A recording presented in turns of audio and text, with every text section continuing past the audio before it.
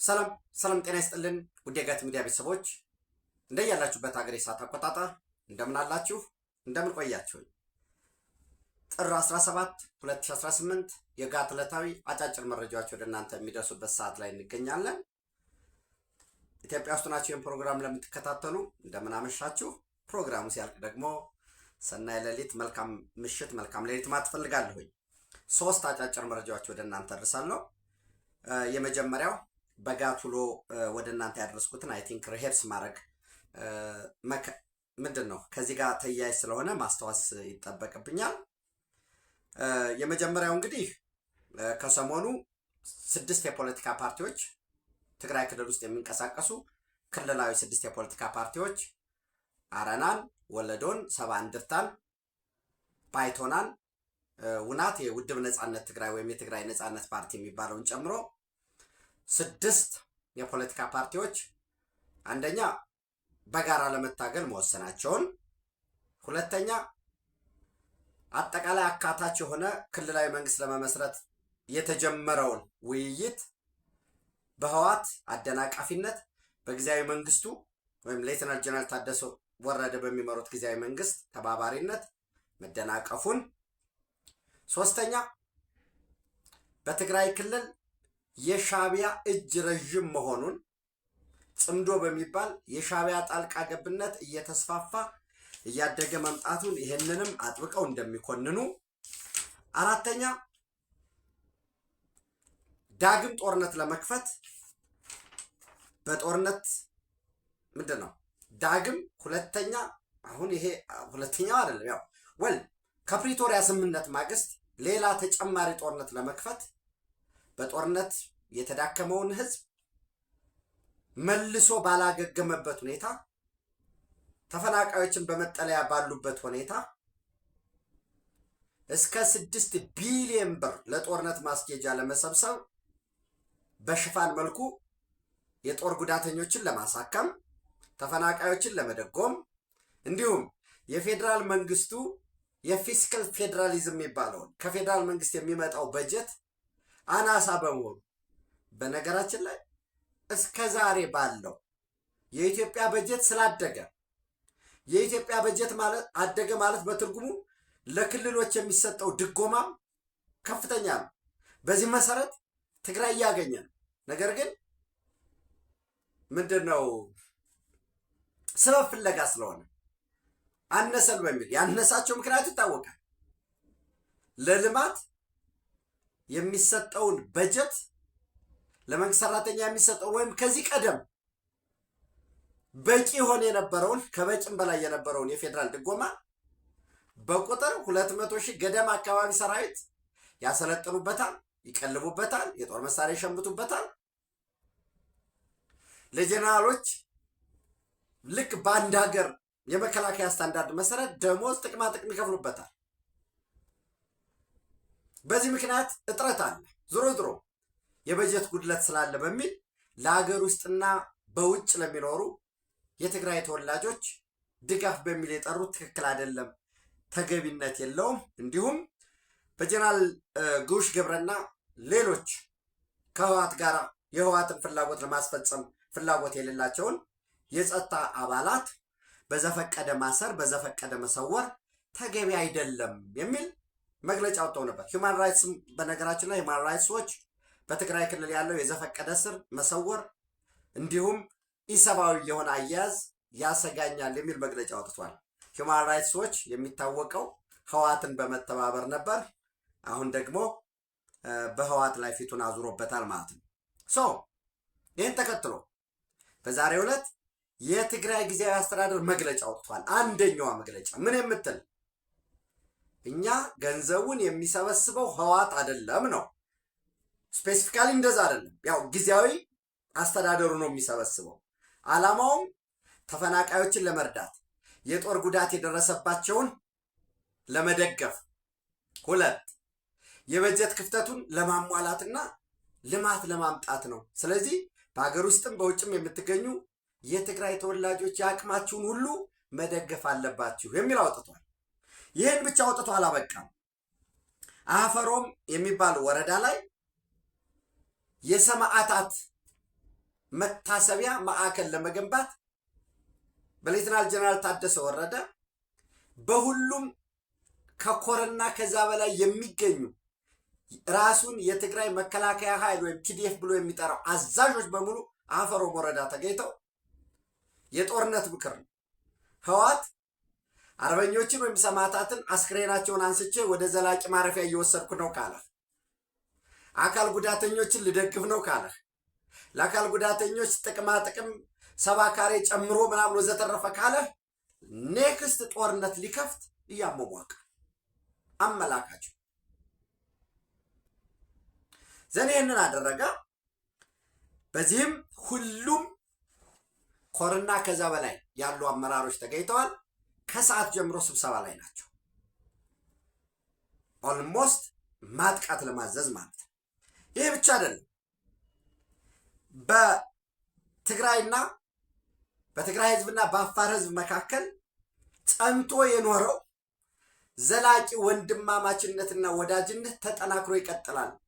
የሁለቱ ህዝቦች የትግራይ ህዝብና የአፋር ህዝብ ታሪካዊ፣ መልክዓ ምድራዊ፣ ሃይማኖታዊ፣ ማንነታዊ ግንኙነት ሺህ ዘመናትን የተሻገረ በፖለቲከኞች ፍቃድና ይሁንታ ላይ የማይመሰረት ነው የሚል ውጩ ሲያዩት በጣም የሚያማልል የሚስብ እውነት ነው የሚባል ነገር ግን ዋነኛ ዓላማው በቀጣይ ቀናት ዛሬም ሊሆን ይችላል፣ ነገም ሊሆን ይችላል፣ እንደ ካሚንግ ዴይስ ኤኒዌይስ በመጪዎቹ ቀናት በአፋር ህዝብ ላይ ጥቃት ለመፈጸም ከፍተኛ የሆነ ታጣቂውን እያስጠጋ ነው ያለው። ለዚህ ምንድን ነው ዓላማው? መንገድ የሚመሩ ወይንም የሰላም ፍላጎት አለው በሐራ መሬት የሚባል በትግራይና በአፋር ድንበር አዋሳኝ ያሉ የቲዲኤፍ የሚባለው የትግራይ ህዝብ ኮታንኮት እናርገው የትግራይ ህዝብ የማንነት ጭቆና ደርሶበት ያንን ለመመከት የተዘጋጀ ኃይል እንጂ የህወሓት ዘበኛ አይደለም። ስለዚህ በጌታቸው ረዳ ላይ የተወሰነው መፈንቅለ መንግስት ጌታቸው ረዳን ብቻም ሳይሆን እኛ በነፃ በገለልተኝነት ማየት እያለብን የተለያየ ፖለቲካ አመለካከት፣ የተለያየ ህይወት ዘይቤ፣ ከተለያየ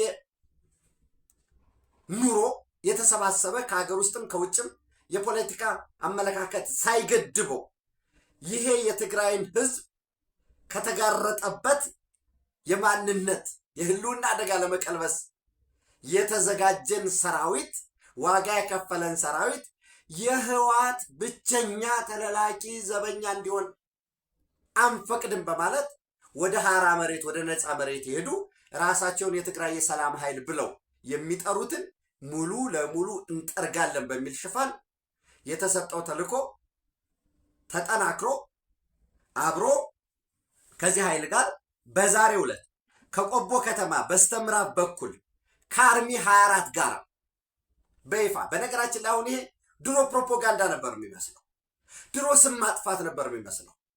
ትናንት እኔ ጀነራል ብዬ አልጠራውም። ትናንት ተፈራ ማሞ ያደረገውን ቃለ መጠይቅ በደንብ አዳምጡት። ከህወሓት ጋር ነን፣ ከሻቢያ ጋር ነን፣ እኛን አልፎ እኛ ተቀምጠን ሻቢያም ህወሓትም አይጠቀምም። ዊች ሚንስ ምን ማለት ነው? የሻቢያ ዘበኛ ነን፣ የህወሓት ዘበኛ ነን። ይህን ማለት ብቻም ማለት ኦማጅር ላይ ሱዳን ላይ ወልቃይት ጠገዴ ሰቲት ሁመራን አሳልፎ ለህወሓት ለመስጠት ስምምነት ላይ ደርሰዋል። አርሚ 70 የሚባለው ከህወሓት ሸረሪና ካለው ጋር ተጣምረው ሀብቴ ወልዴ የሚመራው ኃይል ዝግጁ ሆኗል። በየት በኩል? በበረከት በኩል ጥቃት ለመፈጸም። የጀነራል ምግብ ኃይል በየት በኩል ጥቃት ሊፈጽም? ተከዜን ሊሻገር። እነሱ አንደኛው በአብርሃ ጅራ በኩል በአርማጭሆ በኩል ሊመጡ፣ ሁለተኛው ደግሞ አብረው ተደርበው በበረከት በኩል እያጠቁ ወደ ሁመራ ሊመጡ። ሰው ይሄ በምሬ ወዳጆ ሲመራ የነበረው ራሱን የአማራ ፋኖ ብሔራዊ ኃይል ብሎ የሚጠራው ቆቦ ከተማ በስተምዕራብ በኩል ዛሬ ከአርሚ 24 ጋር አብረው ተቀላቅለው በወታደራዊ ቋንቋ ተጠርንፈው ወደ አፋር ድንበር እየሄዱ ነው። እዚሁ ጋር ማን አለ አብሮ? የአፋር ወኪል ናቸው ተብለው ንግግር ሲያቀርቡ ይዋሏል። የአፋር ብሔራዊ አንድነት አብዮታዊ ግንባር የሚባል ወታደራዊ ስልጠናም ትጥቅም በህዋትና በሻዕቢያ የተሰጠ የአፋርና የትግራይ ህዝብ አንድነት ታሪካዊ ነው። ምንድነው ሊናወጥ አይችልም። እኔ ከአባላ ነው የመጣሁ። አፋር ላይ ያለው ክልላዊ መንግስት እየጨቆነን ነው። አብረን ሆነን እጣ ፈንታችን ከትግራይ ህዝብ ጋር እንወስናለን የሚል ንግግር ሲያሰሙ ያሉ እንግዲህ ዛሬ ማምሻውን ምናልባት ወይ ነገ በድምፅ ወያኔ ይተላለፋል፣ ታዩታላችሁ።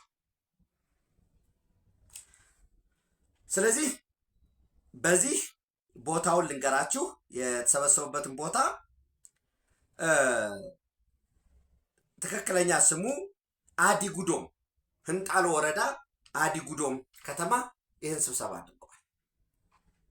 ሰው ምንድነው ወደ አፋር ጥቃት ለመፈጸም የተሰጠው ተልዕኮ ቲፒኤፍን ወይንም የትግራይ ነጻነት ኃይልን ማጥፋት ብቻም ሳይሆን አልፎ ኃይል ተጠናክሮለት የሻዕቢያ ታጣቂዎች አብረዋሉ። ራሱን የአፋር ብሔራዊ አንድነት ግንባር የአፋር ብሔራዊ አንድነት አብዮታዊ ግንባር ብሎ የሚጠራ ኃይል አለ። የአማራ ፋኖ ብሔራዊ ንቅናቄ ምሬ ወዳጆ እነ ሄኖክ አዲሴ ሲመሩት የነበረው እነ ድርሳን ብርሃኔ ሲመሩት የነበረው አመራሮቻቸው በሙሉ ተጠርንፈው የገቡበት ከዚህ በፊት አርሚ 24 አብሮ ወልዲያን ለመያዝ ሁሉ ጥቃት የፈጸመበት አንዲት አሃድም ሞርታር ክፍል የምትተኩስ በነሱ በደህንነት መረጃ በትጥቅም በስንቅም ራሱ አርሚ 24 ይገለገልበት የነበረ 3 ኦራል ያን ሁሉ የተሰጣቸው ነዳጅም ሬሽን ሕክምና ሁሉ ሲያገኙ ስለነበር በተመሳሳይ ጥቃት ለመፈጸም ተጠርንፈው ወደ ድንበር እየሄዱ ነው ማለት ነው። የአማራ ፋኖ ብሔራዊ ንቅናቄ የሻዕቢያዎችን ነው መንገድ መሪ ነው። የህዋት መንገድ መሪ ነው። የግብፅ ተላላኪ ነው። ኢትዮጵያን ለማፈራረስ በውስጥ ጉዳይ ላይ እንድትጠመር ለማድረግ በዚህ ሂደት ግብፅ የያዘችውን የናይል ጥያቄ መንግስትን በማስጨነቅ ራሱ ይህን ጉዳይ የጦርነቱን ጉዳይ መልሶ የሰብአዊ መብት ጉዳይ የሰብአዊ መብት ጥሰት አጋጠመ፣ ረሃብ ገጠመ፣ ሲስ ተደረገ፣ በጦርነቱ ሲቪሊያን ተጎዱ ወዘተረፈ በሚል ይህን ጉዳይ መልሶ ወደ ዩናይትድ ኔሽንስ ሴኩሪቲ ካውንስል በመውሰድ ወደ ጸጥታው ምክር ቤት የተለያዩ ሰልፎችን አሜሪካ ላይ በማካሄድ ራሱ ደግሞ የዚህ ፋኖ አስተባባሪ ነን ብለው በተለያየ ቦታ ይሄዱ፣ ነገር ግን የቴምፖራሪ ፕሮቴክሽን ስታተስ የተቋረጠባቸው ጦርነት የለም በሚል ያንንም ምክንያት ለማድረግ ያው አሜሪካ ላይ ክስ መስርተዋል። የቴምፖራሪ ፕሮቴክሽን ስታተስ መቋረጥ የለበትም፣ ከ5000 በላይ ኢትዮጵያውያን በተለይ ከአማራ ክልል ጦርነት ሸሽተው የመጡ በሚል ይሄ ሁሉም በዛ ውስጥ የገባ ሁሉ አብሮ እየተረባረበ ያለበት ሁኔታ ነው ያለው። ለታሪክ እንዲመዘገብ ተፈራ ማሞ ተናግሮታል። በአደባባይ መሬት ላይ ሀብቴ ወልዴ የሚመራው ሸረሪና እየተዘጋጀ ነው። እንግዲህ ሀብቴ ወልዴ ጎንደር ሰው ነው። ወልቃይትን ለህወሓት ለመስጠት እየተዘጋጀ ነው። ምሬ ወዳጆ ድርሳን እነ ሄኖክ አዲሴ ራሳቸውን ወሎ አማራ የወሎ አማራ ብሎ ነው የሚጠራው። ወደ ትግል የገባ ነው። ራያ ተላልፎ ሊሰጥ ስለሆነ ህወሓት ህልውናው እንዲቀጥል ስለተወሰነ ህወሓት ትጥቅ ስላልፈታ በሚል ነው። ተላላኪዎች ናቸው፣ ኤጀንቶች ናቸው። ህወሓት ነው ከመጀመሪያውም የፈጠራቸው። በጦርነቱ ወቅት እነ ምሬ ወዳጆ እነ ድርሳን እነ ሄኖክ አዲሴ ዋነኛ ስራቸው ፋኖ በሚል ስበብ ተደራጅተው የጦር መሳሪያ ማዘዋወር፣ ገንዘብ ማስተላለፍ፣ መከላከያ ጥሎ ሊወጣ ነው እያሉ ህዝቡን እያስተባበሩ ምቹ መንገድ መጥረቅ፣ በተቻለ መጠን ጥላችሁን አትወጡም በሚል ደግሞ በሚፈጠር ግርግር የጦር መሳሪያ እንዲቃጠል እንዲወድም በተቻለ መጠን ህወሓት እንዲደርስበት እንዲይዝ የማድረግ ስራ ነበር ሲሰሩ ነበር። ጉዳት የደረሰበትን የመከላከያ ሰራዊት አባላት ደግሞ እየጨፈጨፉ እየገደሉ መሳሪያ ሲቀበሉ ነበር። ይህን በወቅቱ ተናግረናል። ግን ስካር ነበረ፣ የውስጥም ድጋፍ ነበራቸው። የነገዱ ድጋፍ ነበረው። ገንዘብ 100,000 ብር ሚላክ ከሆነ 50,000 ቀሪ እነ ምሬ ወዳጆ ያን ነበር የሚሰሩት። የጦር መሳሪያ ነበር የሚነግዱት። አብረን ከመከላከያ ጋር ነን እያሉ ለውጊያ በሚል መሳሪያ እየተቀበሉ ይሸጡ ይለውጡ ነበር። አሁን በአደባባይ ግብራቸው ተገልጧል። የአማራ ህዝብ፣ የኢትዮጵያ ህዝብ፣ የኢትዮጵያ መንግስት ይህን ቡድን ከስሩ ከመሰረቱ ነቅሎ ለማውጣት እርምጃም ለመውሰድ በአሸባሪነት ሊፈርጅና የኢትዮጵያን ህልውና ሊያስቀጥል ይገባል። በአደባባይ ተናግረውታል። ተፈራ የተናገረው ነው። በተግባር እያደረጉት ነው። ቆቦ ከቆቦ ከተማ በስተምዕራብ በኩል ከአርሚ 24 ጋር ተቀላቅለዋል ማለት ነው ያለው ይሄ። በነገራችን ላይ ሌሎች ደግሞ ኖ እኛ ለግብፅ አንለላክም፣ ለህዋት አንለላክም፣ የሻዕቢያ ዘበኞች መንገድ ጠራጊ አይደለንም፣ ታሪካችንን አናበላሽም፣ ትግሉ በዚህ ደረጃ ከተጠለፈ ወደ ቤታችን እንመለሳለን በሚል ላስታ፣ ዋድላ፣ ደላንት ይሄ ዋድላ ደላንት አካባቢ ወደ ኮን የሚባል ዳውንት መቄት በደቡብ ጎንደርና በሰሜን ወሎ አዋሳኝ ባለው ይሄ አንጎት የሚባለው መቄት አካባቢን ይዞ ባለው አንዳንዱ ግማሹ ከርታችሁ ልትሄዱ ነው በሚል እርስ በርስ እየተመታቱ ያሉበት ሁኔታም አለ። ወደ ሰላም ለመምጣት የሰላም ጥሪውን ተቀብለው በዛ ሂደት የአማራን ህዝብ ጥያቄዎች ለማስመለስ ክተት ለሰላም ብለው እየተዘጋጁ ያለበት ሁኔታ ነው ያለው። ልክ እንደ ደቡብ ጎንደር የአንበሳው ጋይንት ክፍለ ጦርና እንደ ገብርዬ ክፍለ ጦር እርስ በርስ ከሌሊ ከዳ ነው በሚል ውጊያ የከፈቱበት ሁኔታ አለ። በተለይ ላስታና ደላንት አካባቢ ያለውን መረጃ በፌስቡክም ቢሆን የማድረሳችሁ ይሆናል። ቬሪፋይድ የሆነ መረጃ ሲመጣ መሬት ላይ ያለው ነው። ቬሪፋይድ ምላችሁ ወደ ሰላም መቀላቀላችሁ ሲመጣ ግን መሬት ላይ በየትኛው መንገድ ልታረጋግጡ ትችላላችሁ ማለት ነው። ይህንን ካልኳችሁ እንግዲህ ወደ መካከለኛው ምስራቅ ስንሄድ እንግዲህ ነገ ዛሬ የአሜሪካ ምክትል ውጭ ጉዳይ ሚኒስትር ክሪስቶፈር ላንዳው እና የአፍሪካ እዝ አዛዥ ጀነራል ዳግቪን አንደርሰን ከግብፅ ከፍተኛ መንግስት ባለስልጣናት ከአብደልፈታህ አልሲሲ ጋር ጨምሮ ከንግድ ማህበረሰቡ ጋር በተለይ ግብፅ ውስጥ ኢንቨስት ካደረጉ የአሜሪካ ባለሀብቶች ጋር ተወያይተዋል።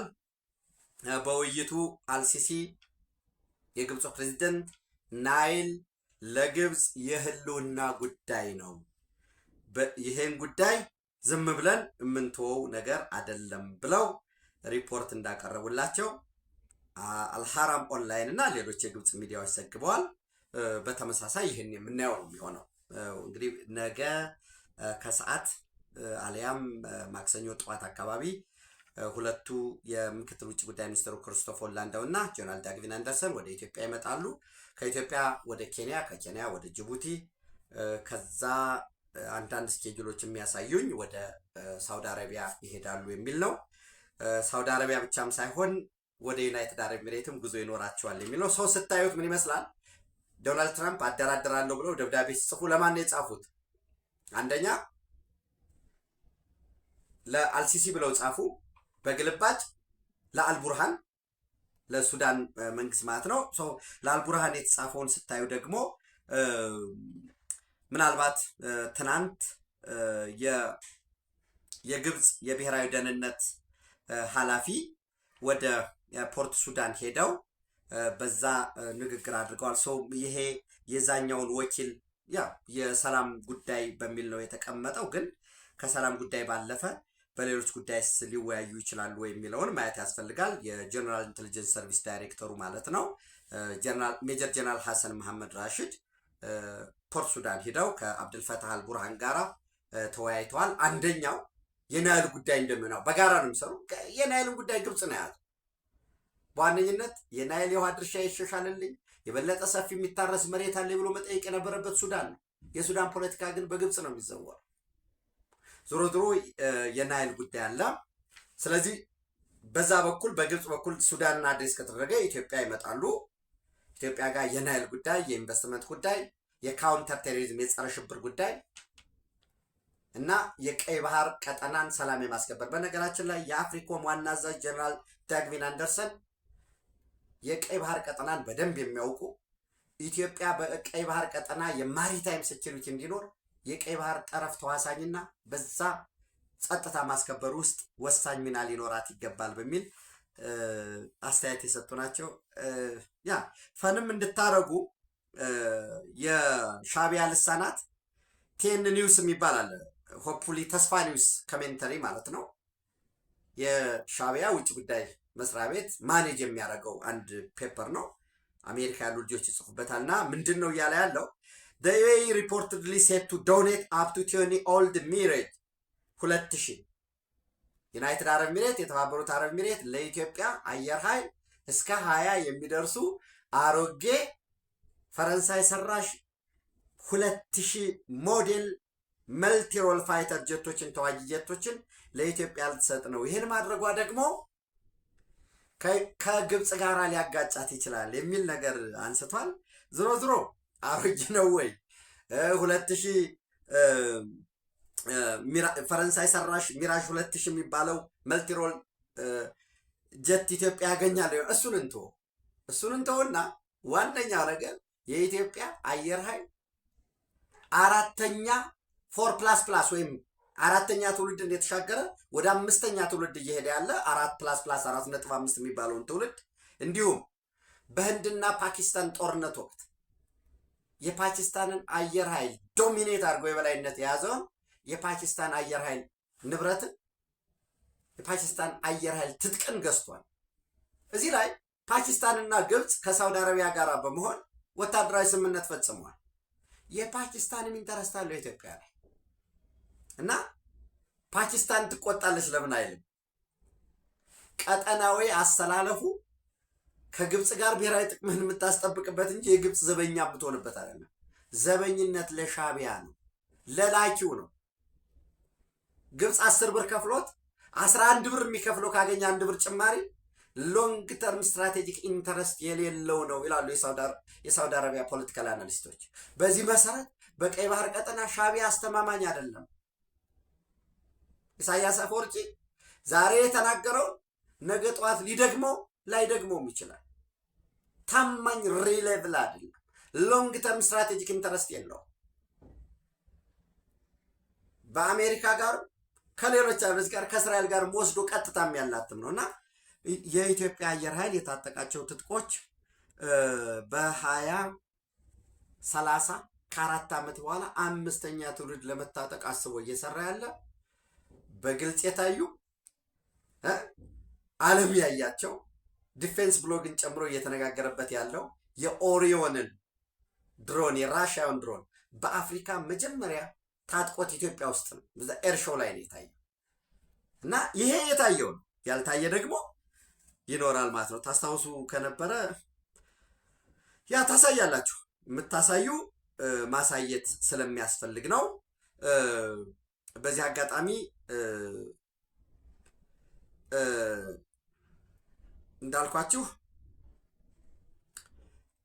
ህወሓት በሰንዓለ ገነቲ ጸሐፍቲ ቀበሌዎች አድርጎ ወደ አፋር ክልል መጋለ ወረዳ በመግባት አፋር ክልል ዞን 2 እስከ አፍዴር አካባቢ ለመቆጣጠር በዝግጅት ላይ ናቸው ይላል።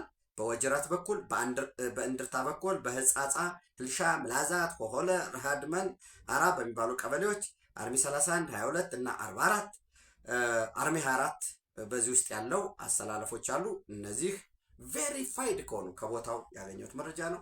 ከጋት ሚዲያ ውጭ የትም አታገኙት። ምናልባት ነገ ከነገ በስቲያ የእኛንም ወስደው የሌሎችንም ሊሰጡ ይችላሉ፣ ወይም ለእናንተ ሊያደርሷችሁ ይችላሉ። ጋት ሚዲያን ደግፉ። ጋት ሚዲያን በሱፐር ታንክስ በሱፐር ቻት ድጋፍ አድርጉ። ጋት ሚዲያ ሜምበር ሁኑ። ሰው የኢትዮጵያ አየር ኃይል በቂ ትጥቅ አለው፣ በቂ ስንቅ አለው።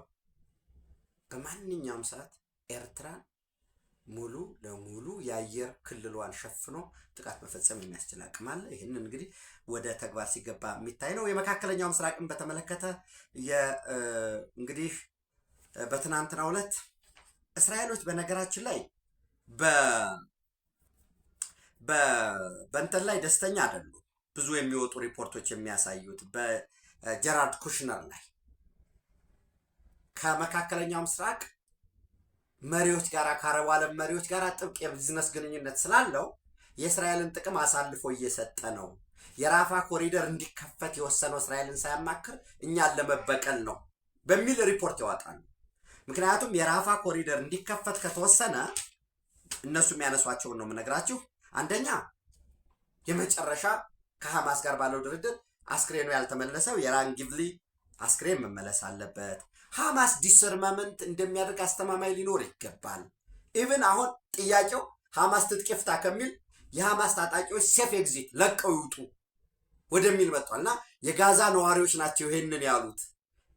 ጋዛን አውድሟታል። አሁንም ትጥቅ ቢፈቱ የሐማስ ታጣቂዎች ካሉ ነገ መልሰው ጦርነት ይከፍታሉ የሚል አጀንዳ በተለያዩ ሚዲያዎች እየተራባ ነው ያለው። ሰው እንግዲህ ምንድን ነው የሚለው ዛሬ የወጣው ሪፖርት በመካከለኛው ምስራቅ የአሜሪካ ልዩ መልእክተኛ ስቲቭ ዊትኮፍ እና ጀራርድ ኩሽነር ከእስራኤል ከፍተኛ ባለስልጣናት ከጠቅላይ ሚኒስትሩ ጋር ጨምሮ ያደረጉት ውይይት ውጤታማ ኮንስትራክቲቭ መሆኑን ስቲቭ ዊትኮፍ ገለጹ በሚል በዚህ ባለ 20 ነጥቡ ላይ ተወያዩ የሚል አለ። በነገራችን ላይ በዳቮስ ላይ ስዊዘርላንድ ዳቮስ በነበረው የመጨረሻው አስክሬኑ ያልተመለሰው የራን ጊቭሊ አስክሬን የት እንዳለ ሲያይ ያውቃል ብለው ዶናልድ ትራምፕ ተናግረዋል። ሰው ያንን የማስተላለፍ ይኖራል ወይ? የራፋ ኮሪደር ይከፈታል ወይ? ግን የራፋ ኮሪደር በመከፈት የጋዛ የሰላም ቦርድን በመቀላቀል $1 ቢሊዮን በመክፈል ቀድሞ ፍላጎት ያሳዩት አብደልፈታህ አልሲሲ የግብፁ ፕሬዝዳንት ትናንት በፖሊስ ምረቃ ላይ የፖሊስ በዓል ላይ ጋዛ በሰላም ቦርዱ ላይ ጋዛ ተብሎ አንድም ስም አልተጠቀሰም አንድ አሉ። ሁለተኛ ከተማ ይገነባል፣ ቅንጡ ከተማ የተባለው ለማን ነው የሚገነባል? ሶስተኛ እስራኤል እኮ አሁንም በቀጥታም በተዘዋዋሪ መልኩ ጋዛዎች እንዲፈናቀሉ እንዲወጡ እያደረገች ነው የሚል ሪፖርት አድርገዋል። ዛሬ እንግዲህ አንድ አናዶሉ ኤጀንሲ የቱርኩ ጋዜጣ ይዞት የወጣውም ዘገባ አለ። ምንድን ነው የሚለው? እስራኤል በወሰደችው ጥቃት መሰረት የራሳቸውን ላንብብላችሁ። እስራኤል በፈጸመችው የድሮን ጥቃት አልዌዳ መንገድ ስትሬት ላይ ድሮን ሂትስ ኮሚኒኬሽን ታወር ኦን አልዌዳ ስትሬት ዊች ሃውስስ ሴቨራል ፕሬስ ኦፊስ ዊትነስ ብሎ አንድ ሰው እንደተገደለ 4 ሰዎች ላይ ጉዳት እንደደረሰ ስቲል ጥቃቱ መቀጠሉን እየተገለጸ ያለው። ዩናይትድ አረብ ኤሚሬትስ ስታደራድረው የነበረው የሩሲያና የዩክሬን በዩክሬን በኩል አሜሪካኖች ነበሩ የሰላም ስምምነት ያለ ውጤት እንደተቋጨ፣ ለዚህም ሩሲያ በፈጸመችው ጥቃት መልሳ ዩክሬንም መልሳ ጥቃት በመፈጸሟ ከዚያ ባለፈ ደግሞ የእንትን ጉዳይ አለ፣ የይገባኛል ጉዳዮች አሉ። በእነዚህ በኬርሶን በሉሃንስክ በዛፖሪዥዣ የሚነሱ ቦታዎች አሉ። እነዚህ የኔ ናቸው የሚል በዶናልድ ትራምፕ ባለ 28 ነጥብ ላይ የተጠቀሱ እነዚህ ጉዳዮች አሉ። ሰው አጫጭር መረጃዎችን አሁንም በጋት ሚዲያ በዩቲዩባችን በሌሎች መንገዶችም ወደ እናንተ ማድረሳቸው ይሆናል። ኢትዮጵያ በክብር ለዘላለም ትኖር። ለጋት ዕለታዊ ዛሬ ያለን መረጃ ይህን ይመስላል። ታንኪዩ